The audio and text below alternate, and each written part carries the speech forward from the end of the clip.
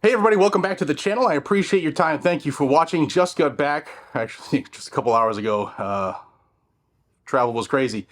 But this video is brought to us by Brownells. Brownells is a company that is an e-commerce company that you can get a lot of tools to fix the tools you love. While you're over there, use my code GNG10 to save a lot of money. Check them out. Thank you to Brownells for being awesome this whole weekend. Cody, you are the man. We got some breaking news. Donald Trump, his case that went to the Supreme Court about, related to presidential immunity just came down. In a 6-3 decision, they have sided with the office of the president. Here is the Supreme Court ruling. I'll just give you the summary real quick. It says, it's the Trump versus United States case.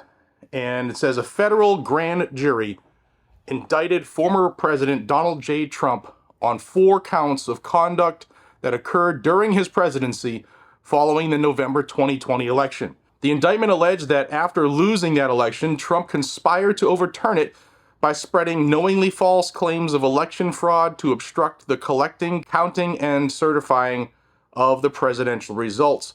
Trump moved to dismiss the indictment based on the presidential immunity, arguing that a president has absolute immunity from criminal prosecution for actions performed within the outer perimeter of his official responsibilities, and that the indictment's allegations fell within the core of his official duties.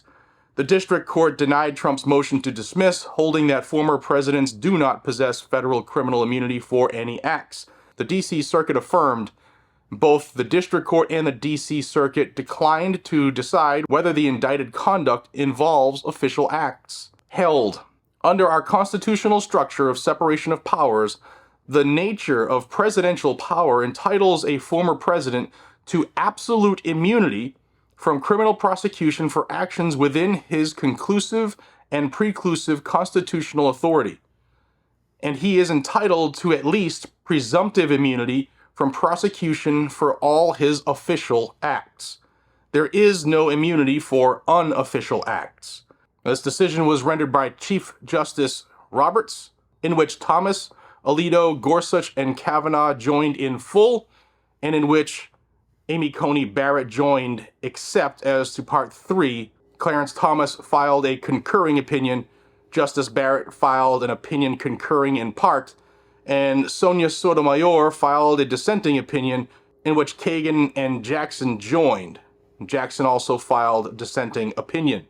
Now, real quick, I'll link this down below if you want to read the entire decision. It is 119 pages. That's the quick summary. Most people will be satisfied with that. But during her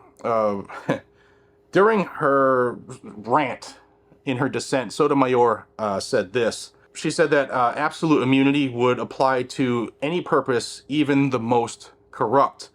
This is just as bad as it sounds and is baseless.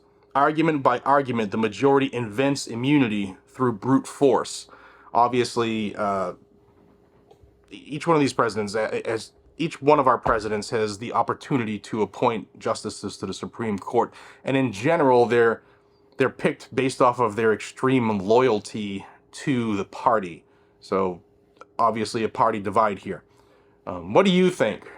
We've had a couple rulings in the last week and a half in the Supreme Court that have affected decisions made by the corner office. And this one, this case has been remanded back down to the lower court to determine if this even goes to trial now.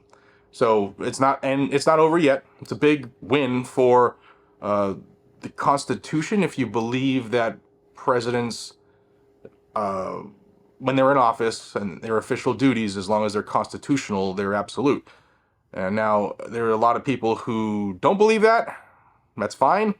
And obviously the party that's in power now don't believe that until the tables are turned on them, right? And that's what's sad about America. We're never supposed to be like this. Let me know what you think down below. Does this affect how you think at all as we approach November? Do you not care at all? Let me know. Thank you to Brownells, and thank you to John Patton and the Gun Collective for having me out at GunCon. It was a great event. Got to meet so many of you. Over 1,000 people were there. Traveling home was a nightmare, but it was worth it because I got to meet and hang out with all of you. Guys, I appreciate you. Check out Brownells. And while you're over there, don't forget to use code GNG10 and save on all the things you purchase at Brownells. Hope you have a phenomenal day. Be safe, stay vigilant, and carry a gun to keep you, your friends, your family, your community safe. I'll see you on the next one. Take care.